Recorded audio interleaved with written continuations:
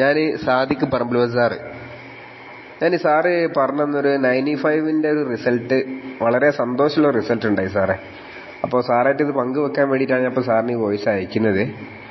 അത് വല്യമ്മാൻ്റെ ഒരു വിഷയം പറഞ്ഞ ഒരാഴ്ച മുന്നേ സാറിനോട് ഞാൻ പറഞ്ഞല്ലോ, വല്യമ്മ ബ്രെയിനിൽ ഞരമ്പിൽ ബ്ലഡ് കോട്ടായി. അങ്ങനെ വല്യമ്മാൻ്റെ കൈയും കാലും ഒക്കെ അനക്കാൻ പറ്റാത്ത അവസ്ഥയായി. കോഴിക്കോട് ഹോസ്പിറ്റലിൽ അഡ്മിറ്റാക്കി. ആ സമയത്താണ് ഞാൻ സാറിനെ വിളിച്ചത്.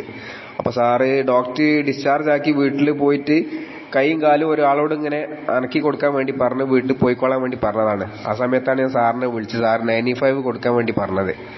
അപ്പോൾ ഞാനത് 2 നേരമായിട്ട് വല്യമ്മക്ക് കൊടുത്തു. കൊടുത്തൊരു 4 ദിവസം കഴിഞ്ഞപ്പോൾ തന്നെ വല്യമ്മാൻ്റെ വല്യമ്മ കഞ്ഞൊക്കെ ഒരാൾ കോരി കൊടുക്കണം.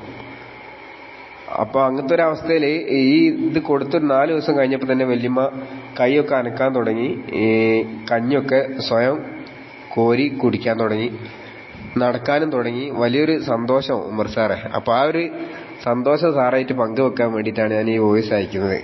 താങ്ക്സ് ഉമർ സാറേ, നന്ദി. ഓക്കെ.